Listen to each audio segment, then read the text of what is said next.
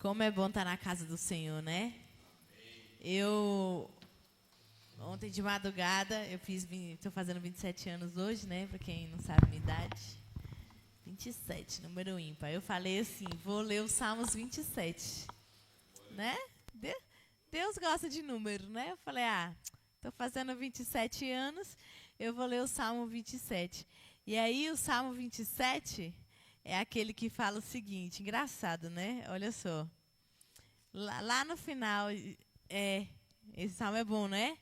Ele fala assim, ó, uma coisa eu pedi ao Senhor e é o que eu procuro, que eu possa viver na casa do Senhor todos os dias da minha vida, para contemplar a bondade do Senhor e buscar a sua orientação no seu templo. Eu falei, nossa Deus, que profético. Né? Que eu esteja na casa do Senhor, na presença do Senhor, todos os dias da minha vida. Amém? Amém. Hoje eu quero ler com a igreja o livro de Mateus. Olha o que fala lá no livro de Mateus, capítulo 13, versículo 44. Olha o que fala, 44 até o 40. Isso. O reino dos céus é como um tesouro escondido em um campo. Certo homem, tendo encontrado, escondeu de novo. Então, cheio de alegria, foi, vendeu tudo o que tinha e comprou aquele campo. O reino dos céus também é como um negociante que procura pérolas preciosas. Próximo. Encontrando uma pérola de grande valor, foi, vendeu tudo o que tinha e a comprou. Amém? O reino 44. O reino dos céus é como um tesouro escondido no campo. Imagina. Um homem foi lá no campo. É igual eu quando vou comprar roupa, de vez em quando. Eu faço bem assim, ó. Eu quero comprar roupa, eu vou no shopping. Aí, só que no shopping tem a C&A, tem a Renner, tem a Riachuelo, tem a Zara, né? Aí eu vou primeiro na C&A, que eu gosto mais da C&A. Aí eu vou lá e encontro uma calça. É difícil encontrar uma calça pra mim. Aí o que eu falo? Caramba, como é que eu vou comprar essa calça se eu não vi se na Riachuelo, na Renner, tem uma calça melhor? Aí a calça estava ali, meu tesouro, né? Aí eu vou lá, escondo a calça bem ali no final. Aí eu vou lá na Riachuelo, na Renner, ver se tem o melhor. Se não, eu volto. É essa calça que eu quero mesmo. Hã? Acabou a bateria? Não. Acabou não. E foi isso que esse homem fez. Ele foi lá. Então, eu acho que precisa aumentar um pouquinho, Gabriel. Ele foi lá, e chegou no campo, encontrou um tesouro escondido. Aí ele, olha, caramba, o tesouro. Ele foi, escondeu o tesouro de novo, voltou para tudo que ele tinha, vendeu tudo que tinha, foi lá e comprou o campo, onde estava o tesouro. E o que é o reino dos céus? Se vocês foram parar para ler as frases de Jesus, toda hora ele fala, o reino do céu é tipo o joio e o trigo. O reino do céu é tipo, não é? Ele não está toda hora falando o que é o reino dos céus? Jesus, ele não gasta o tempo dele, a gente já aprendeu isso. Se ele está falando isso toda hora, significa que é muito importante. Eu e você sabemos o que é o reino dos céus. Jesus, ele fala também que quando ele chegou na terra, o reino dos céus já foi instaurado. E se a gente for pensar na palavra reino, para existir um reino, precisa de quê? De um rei. Então, o reino dos céus, ele se resume ao rei. E quem é o rei? Cristo. Isso é tão interessante que o que é o tesouro? O que é o tesouro? Se o reino dos céus é Cristo e o reino dos céus se resume a um campo que um homem encontrou o tesouro é o conhecimento de Cristo. E como nós vimos nessa palavra, o conhecimento de Cristo é algo de grande valor. E não só é algo de grande valor que eu tenho que pagar caro para ter. O que esse cara fez? Ele pagou caro? Ele não só pagou caro, né?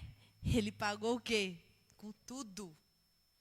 Ele pagou e vendeu tudo. Isso não é caro, isso é tudo.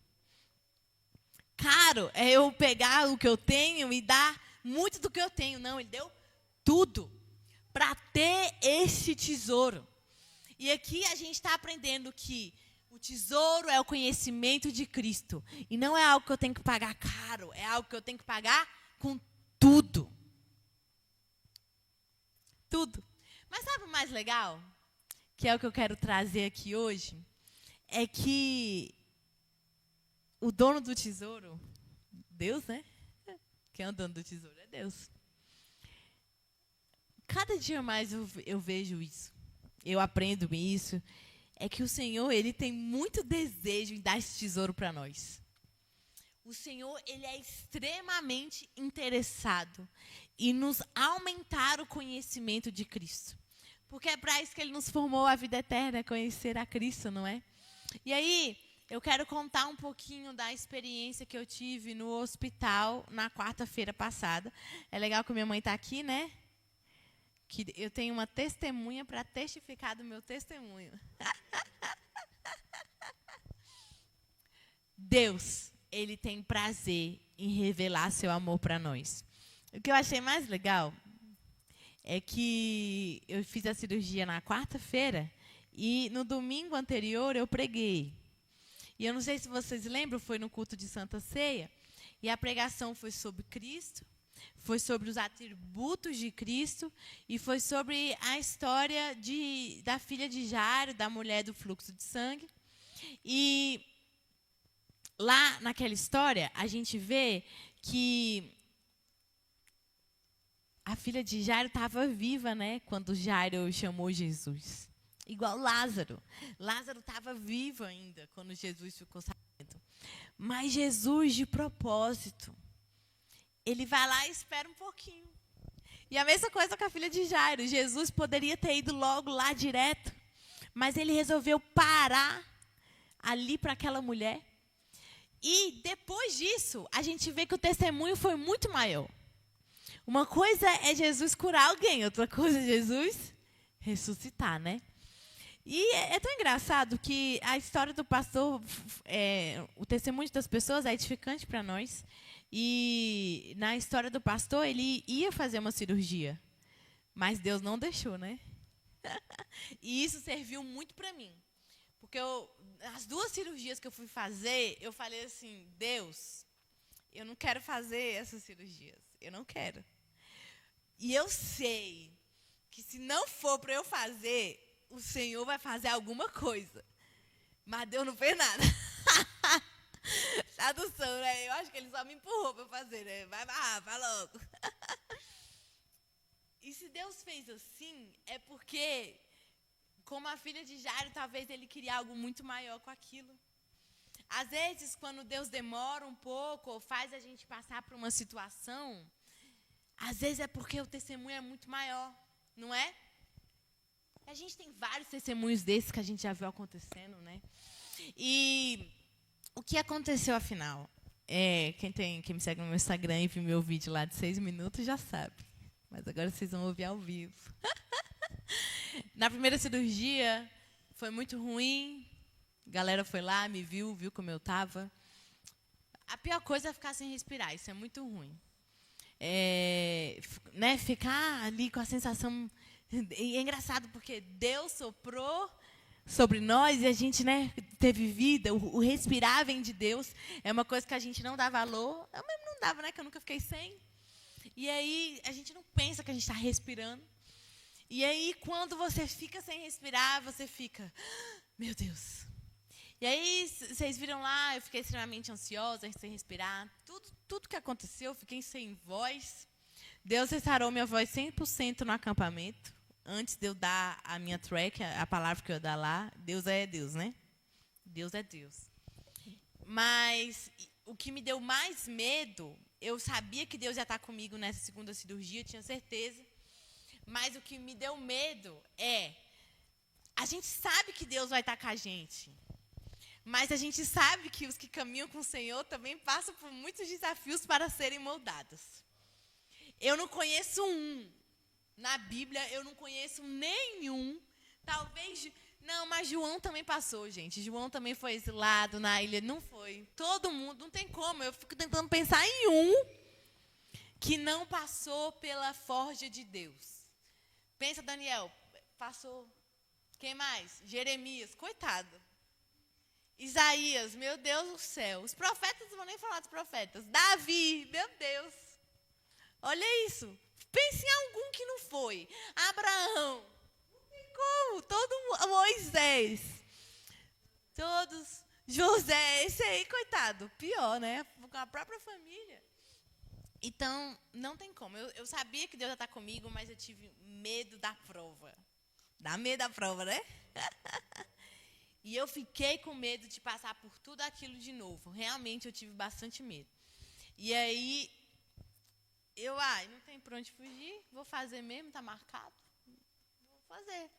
E aí, eu tomei anestesia. Depois que você toma anestesia, você vai para um quarto. Que é um quarto que espera um pouquinho o efeito da anestesia passar para te levarem para o seu quarto mesmo. Gente, na hora que eu acordei da anestesia, eu tive talvez uma das maiores experiências com Deus que eu já tive. É difícil explicar, né? Mas de literalmente sentir o amor de Deus. A gente sente o amor de Deus no nosso dia a dia, mas foi literalmente eu me senti extremamente amada por Deus. Quando eu vi que eu estava falando e quando eu vi que eu estava respirando sem tubo, eu não consigo explicar. Eu senti o Espírito Santo ali junto comigo, cuidando de mim. E porque eu sei que era Deus, porque eu não conseguia ficar calada. Eu não conseguia. Minha mãe viu lá também depois, mas aquele quarto de anestesia, eu só conseguia falar, meu Deus, Deus, tu é bom, tu és bom, tu és bom. Só conseguia glorificar a Deus. Eu sei que a enfermeira chegou e ela pediu para eu ficar um pouco quietinha por conta do problema, mas eu não conseguia. Eu não conseguia. Quando o Senhor vem sobre você, você não consegue mesmo. E aí um médico chegou lá também pedindo para eu ficar quieta. Eu não conseguia. E aí eu tinha uma pessoa do meu lado, eu não estava anestesiada, então eu não conseguia ver. Mas eu vi que ele também começou a glorificar a Deus. E aí ele começou depois a conversar com uma outra mulher lá, falando que os dois estavam com pedra nos rins. Gente, a presença de Deus estava tão... Eu sou uma pessoa mais tímida, né? Assim, eu não sou tímida não, porque os tímidos não herdarão o reino de Deus. Mais reservada, assim. Ainda me falta um pouquinho de ousadia, né? Ainda me falta um pouquinho de ousadia. E aí, então, para eu parar ali para orar, tem que ser Deus mesmo, tá entendendo? E aí eu falei, gente, eu não posso sair daqui sem orar por esse povo tá aqui com pedra nos rins. Aí eu falei, e eu deitada, eu tava nem olhando, eu nem vi a cara da pessoa que eu orei. Eu falei, moça, qual é o seu nome? Eu nem lembro o nome dela. Eu falei, seja curada em nome de Jesus. Aí o moço do lado, moço, qual é o seu nome? Aí ele falou, seja curada em nome de Jesus, saia toda pedra. E ali Deus me ensinou que quando a presença dele é real, a gente perde o temor dos homens. A gente perde o temor dos homens. E eu fiquei, Deus, a gente precisa mais desse avivamento. A gente precisa mais desse avivamento. E, sabe, isso é tão interessante porque, de verdade, Deus não me poupou de uma cirurgia, mas para algo muito melhor, né?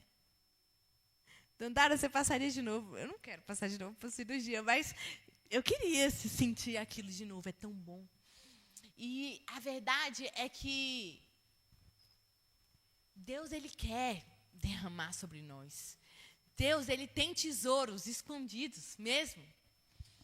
O tesouro, ele estava lá no campo, ele não ia sair de lá. E qual é o valor de um tesouro se está escondido? Qual é o valor? Se tem lá 1 bilhão de, dólares debaixo do campo, Se ninguém encontrar, qual vai ser o valor de $1 bilhão ali? Nenhum. Concorda?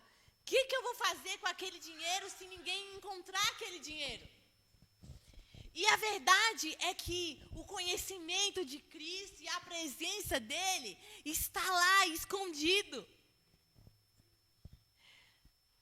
Mas, entre aspas, o que adianta se ninguém for lá e encontrar esse tesouro no campo? E a verdade é que Deus está em busca daquelas pessoas que realmente querem dar tudo que tem para encontrar esse tesouro. Eu estou lendo um livro, até comentei com a Maria, que é Generais de Oração. E lá conta a história dos grandes homens de Deus. John Wesley, conta a história de Martim Lutero, conta a história de John Knox, que foi quem levou o avivamento para a Escócia. E todas as vezes que está contando a história dessas pessoas que mudaram cidades, países, fala sobre isso. Pessoas apaixonadas pela presença. Pessoas apaixonadas pela presença que passavam horas orando e buscando ao Senhor e não conseguiam não fazer isso. Porque teve alguma coisa que essas pessoas encontraram. Teve algum tesouro que essas pessoas encontraram a ponto de gastar e dar tudo que elas têm. Filipenses 3 vai falar o seguinte, lá no versículo 8. Mais do que tudo isso, considero tudo como perda, comparado com a suprema grandeza do conhecimento de Cristo. O que é, olha só, a suprema grandeza do conhecimento de Cristo é o tesouro que a gente está falando. O tesouro não é o conhecimento de Cristo. E isso que Paulo está falando é exatamente o versículo que a gente leu. Um homem que vendeu tudo o que ele tinha para pegar o tesouro no campo. Ele comprou o campo. E Paulo está falando, tudo é perda. Tudo é esterco. Comparado à grandeza do conhecimento de Cristo. Será que nós não devemos dar peso para um homem que perseguia cristãos e está falando isso aqui agora? Para um homem que teve visões dos céus, será que isso aqui não é importante? Será que a gente não tem que ter um temor maior? Eu fico me perguntando isso. Não só um versículo bonito que eu leio e que as pessoas falam. Será que não tem algo mais importante que eu ainda não entendi sobre isso? O que leva a uma pessoa a considerar, uma pessoa que tem 3 cidadanias, extremamente inteligente, ele foi ensinado por um dos fariseus mais inteligentes que tinha da palavra. Será que para ele está falando que considera tudo como perda, perto do conhecimento, da suprema grandeza do conhecimento de Cristo? O que será que é esse conhecimento de Cristo? E por que será que nós talvez não estamos acessando isso de uma forma mais profunda? Por quem perdi todas as coisas? Isso aqui é muito forte. Por quem perdi todas as coisas? Eu as considero como esterco para poder ganhar a Cristo e ser encontrado nele. Versículo 10. Quero conhecer a Cristo, ao poder da sua ressurreição e a participação em seus sofrimentos. O que será que nós ainda não estamos conhecendo? É como se a gente lê isso aqui. Às vezes a sensação que eu tenho é como se eu estivesse desperdiçando a minha vida, tendo algo perto de mim muito disponível. E talvez quando a gente chegar nos céus, eu não sei se vai ter arrependimento no céu, mas às vezes eu penso, Deus, é como se eu fosse chegar nos céus e ver tudo que estava disponível para mim, e eu vou pensar, por que eu não busquei mais? Por que eu gastei os segundos, os minutos, os anos da minha vida não conhecendo essa grandeza do conhecimento de Cristo? Isso me dá tanto temor, sabe? Isso é tão forte. E eu estava falando para Maria, não exige isso de eu chegar no meu quarto e orar 20 minutos. Não é isso. Como que eu vou conhecer a grandeza do conhecimento de Cristo se eu tiro ali 20 minutos da minha vida para orar? Se eu não coloco isso como realmente o meu hábito, a minha prioridade. Gente, quando a gente olha essas pessoas apaixonadas por Cristo, tem alguma coisa que elas conheceram. Deixa eu ver que oração. Ok. Vamos ler aqui Mateus, capítulo 11, lá no versículo 20.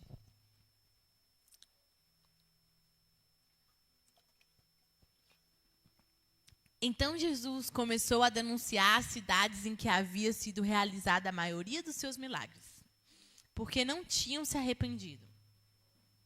Ai de você, Corazim, ai de você, Betsaida, porque se os milagres que foram realizados entre vocês tivessem sido ocorridos em Tiro e em Sidom, há muito elas teriam se arrependido com panos de saco e cinza.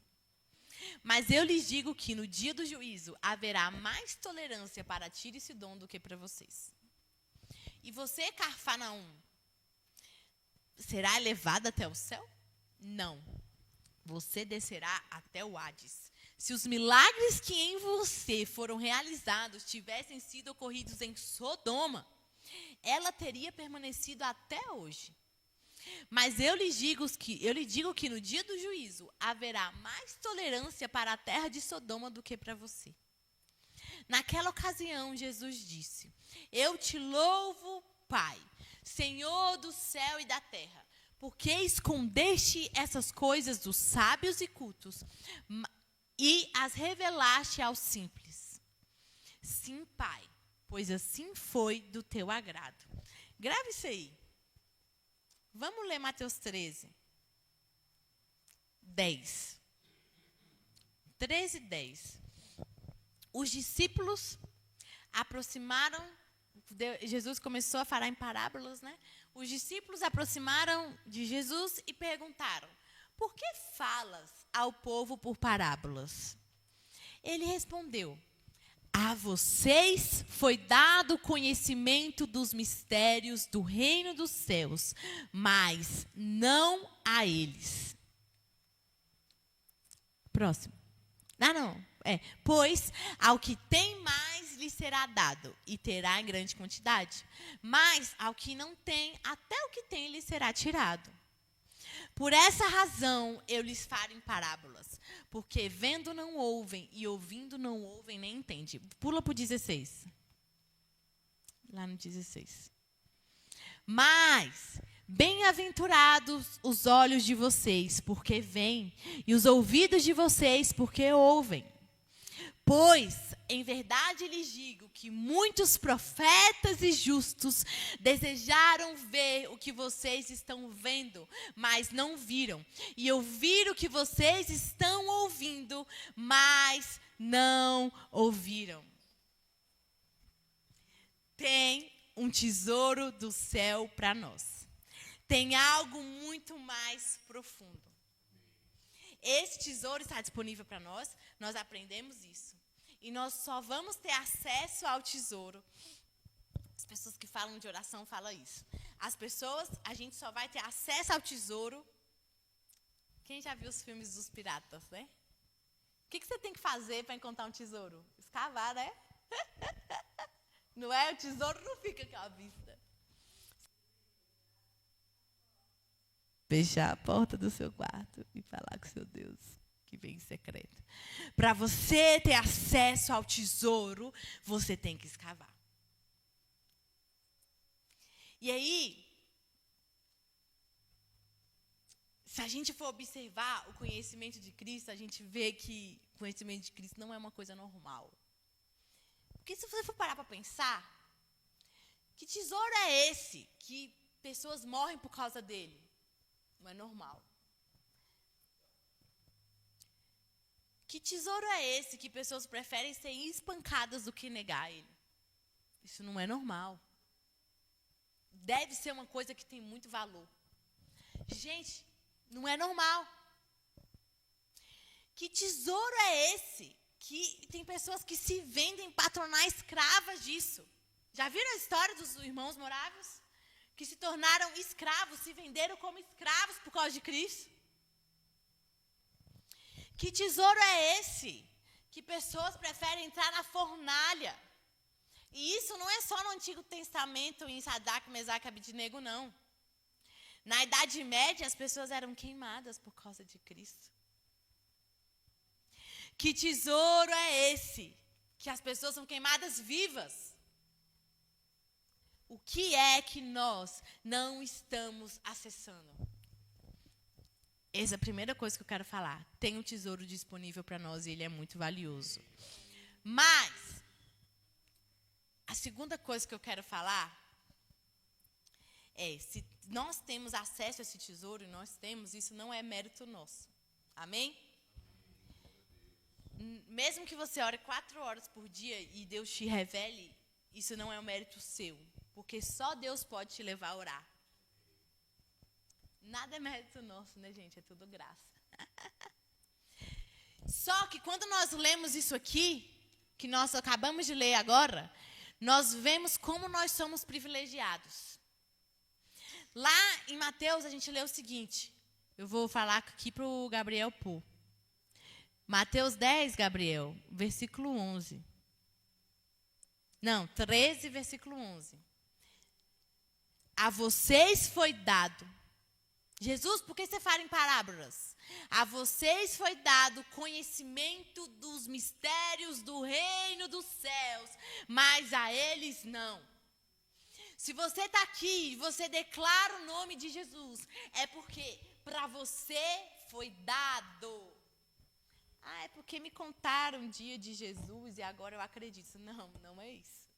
É porque Deus te deu o conhecimento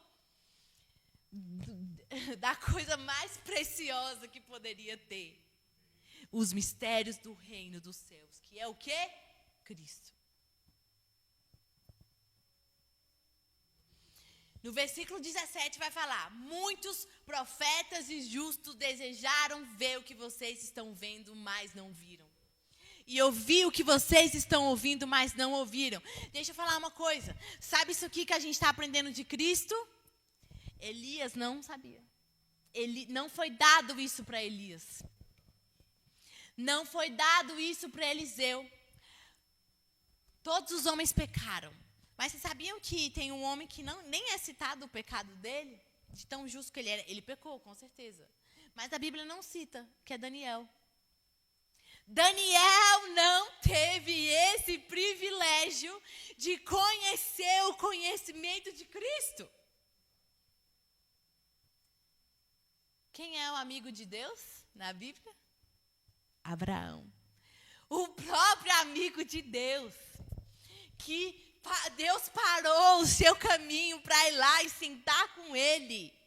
O próprio amigo de Deus não teve o privilégio de saber, ouvir e entender o conhecimento que é Cristo. Jeremias não teve esse privilégio, Isaías não teve esse privilégio. Muitos que morreram por causa de Deus não tiveram esse privilégio. Mas eu e você temos. Eu e você temos esse privilégio. E não só isso, o próprio Deus quer nos dar e quer nos dar mais. Será que nós estamos dando o valor que isso precisa? O valor que tem que ser dado? O Senhor falou isso comigo, porque eu estava, nossa, que legal, eu tive uma experiência com Deus. E isso é muito bom. Mas Deus, Ele me levou para a palavra. Olha o peso. Olha a responsabilidade. Não é só algo legal para você contar. Não é só algo legal para estar no seu, sei lá, livro de histórias da sua vida. Na verdade, é uma responsabilidade. A gente saber de Cristo é uma responsabilidade que Deus está nos dando. Porque é o tesouro, aquilo que é precioso. O que o Senhor fala? Sabe por que Deus estava falando as coisas em parábolas? Tem um versículo que ele fala. A gente não tem que dar pérola para os porcos. Não é todo mundo que Deus dá o mistério dele. Dandara, não tem que pregar para todo mundo? Sim, tem que pregar para todo mundo. Mas tem pessoas que escutam e não ouvem. Não é? Que veem, mas não entendem. Por causa do coração insensível. Mas eu e você temos esse privilégio. Eu e você, Deus escolheu revelar. Olha o que fala lá em Colossenses 2, versículo 2. Olha o que Paulo está falando para a igreja de Colossenses. Esforço-me para que eles, os colossenses, sejam fortalecidos em seus corações. Sejam unidos em amor e alcancem toda... Olha isso, irmãos, olha isso. Paulo está se esforçando para que eles alcancem toda a riqueza do pleno entendimento, a fim de conhecerem plenamente o mistério de Deus, a saber, Cristo. 3. Nele estão escondidos todos os tesouros da sabedoria e do conhecimento. Deixa eu falar uma coisa para você. Eu e você não podemos ser pessoas normais. Se Daniel era daquele jeito, olha só. Se Daniel era daquele jeito, ousado, enfrentava o próprio rei, Nabucodonosor era tipo o Donald Trump daquela época. Quiçá com muito mais poder. Porque o Senhor fala que ele era o servo dele, Deus deu poder para ele. E se Daniel era ousado daquele jeito, sem ter esse conhecimento que hoje nós temos como privilégio, nós não podemos ser pessoas normais. Nós não podemos ser pessoas normais. Eu tenho certeza que se esses profetas e esses homens justos tivessem a possibilidade de ter acesso, eles estão aqui, olhando para nós, né? Falando, meu Deus, que perca de tempo. Que perca de tempo esse povo está tendo. Se eu pudesse ter o privilégio de conhecer o que eles podem conhecer, se eu pudesse ter o privilégio de ver o que eles podem ver, de ouvir o que eles podem ouvir. Se eu tivesse o Espírito Santo comigo disponível a todo momento. Será que eles viveriam a vida como a gente vive? Todo mundo já sabe a resposta, né?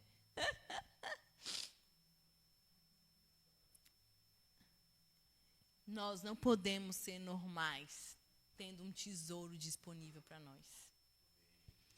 Nós não podemos ser normais tendo mistérios de Deus podendo ser revelados para nós. Isso precisa mexer com a gente de alguma forma.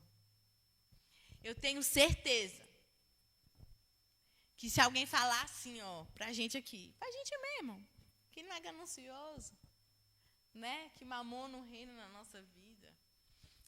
Pra gente mesmo, não vou nem falar pro povo que reina mamon, né? Que falar assim, galera, tem um campo ali que tem um saco com R$1 bilhão.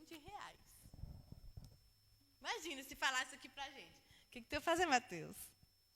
Onde é que é esse campo, Dandara? Tu não ia falar isso? Um dia que é esse campo que eu vou lá agora. Eu tenho certeza que você não ia pra aula amanhã. Né? Com certeza. Talvez você não ia nem dormir. Não é? Onde é que é esse campo que eu tenho que chegar lá antes que a lua chegue? Onde é que é esse campo que eu tenho que chegar lá antes de todo mundo? Você ia ficar lá dias procurando. O reino de Deus é como o homem que encontrou o tesouro no campo. E tem algo muito maior e muito mais fácil de conseguir do que isso. Que a gente está perdendo. Mas talvez a gente esteja perdendo porque a gente não entendeu ainda quão precioso é isso. Não é? Como, Dandara, eu vou entender quão precioso é isso? Lendo a palavra. Né? Então, eu gostaria de orar junto com vocês sobre essa palavra. A gente só pode buscar Deus se o próprio Deus vier em nós. Então, que o Senhor nos traga, sabe? Às vezes, nos falta sede, nos falta fome. Às vezes, nos falta esse entendimento. O inimigo quer mesmo que a gente ache que a gente tem que viver normal. Mas, gente, em nenhum momento a Bíblia me manda viver normal. Nenhum dos homens de Deus eram normais. Pedro não era normal, Paulo não era normal, nenhum discípulo era normal, nenhum era normal. Ah, mas e os que não eram os 12? Tudo bem, Lucas não era normal. Olha Estevão! O que levou um homem a aceitar ali ser apedrejado? Meu Deus! O que nós precisamos conhecer? Que nós trocamos Deus por qualquer coisa. O que nós não conhecemos ainda? Vamos orar.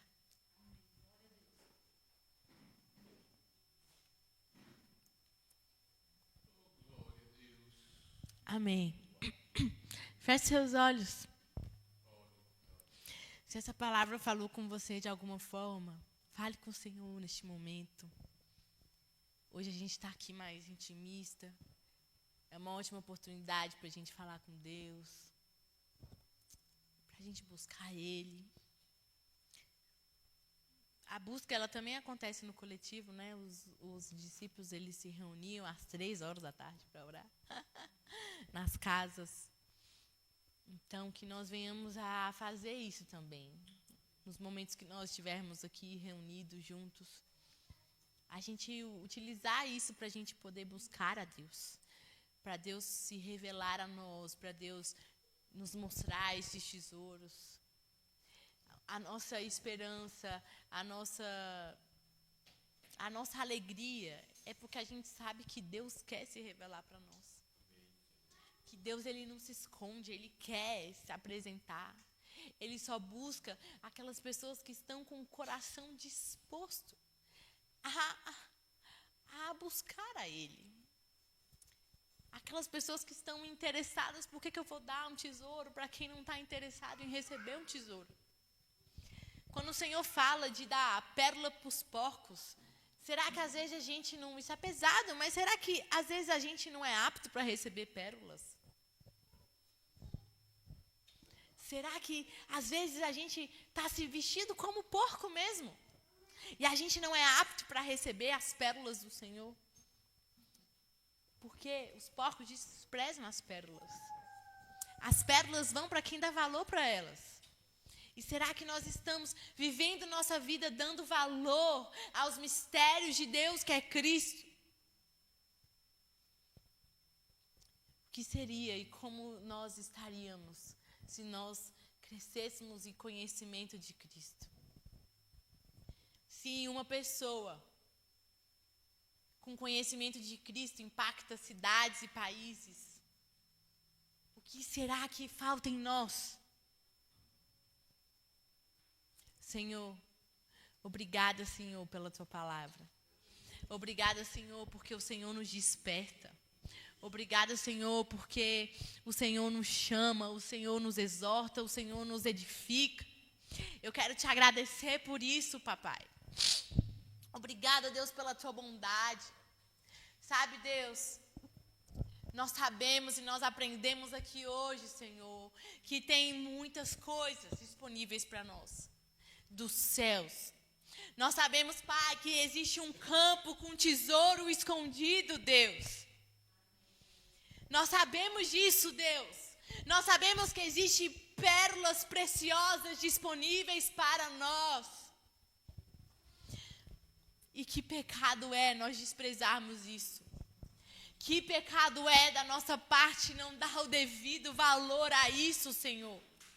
Por isso eu oro, Pai, desperta a tua igreja. Desperta a tua igreja, Deus. Nós não queremos ser, Senhor, aquelas pessoas que se contentam, Pai, com migalhas. Mas nós queremos ser como esse homem que vai ao campo e descobre tesouros. Oh Deus, eu fico imaginando quantas coisas o Senhor não deseja revelar a nós. Quantas coisas o Senhor não deseja entregar nas nossas mãos. Quanto conhecimento de Cristo o Senhor não quer nos dar. Mas nós estamos vivendo, Pai, desprezando isso. Gastando 15 minutos com o Senhor. 20 minutos com o Senhor. Lendo a palavra de qualquer jeito, Deus. Indo ao Senhor só para te pedir coisas. E não buscando a tua presença. Quantas vezes nós oramos, Pai, como pedintes, Deus. E não como filhos que têm prazer de estar na presença do Pai. Quantas vezes nós vamos, Pai, para um momento de oração, Senhor, preocupados com o tempo e o que eu tenho que fazer. Quando nós não vamos, Pai, para um momento de oração descansando e com anseio de receber a Tua presença, de sentir a Tua presença em nosso quarto. Quantas vezes nós entramos com pressa, Pai. Nós tratamos o Senhor com desprezo, Deus. Quando nas suas mãos tem tesouros para serem dados para nós. Por isso, Pai, nós nos colocamos hoje, Pai, neste lugar, num lugar de arrependimento. Porque, Pai, nós não queremos viver dessa forma. Nós queremos, Pai, a Tua presença de tal forma que nós venhamos a impactar cidades, que nós venhamos a impactar gerações, que nós venhamos a impactar Brasília, Pai, que nós venhamos a impactar o nosso país, Deus. Levanta nessa igreja, Pai, aqueles que estão tão apaixonados pelo Senhor, que têm tanto conhecimento de Cristo, tanta unção do Espírito, Pai, que pregue, Pai, para cidades, para nações, meu Deus. Nós não estamos pedindo coisas impossíveis, Pai. Mas eu oro, coloque em nós essa responsabilidade. Desperta a Tua igreja essa noite, Deus.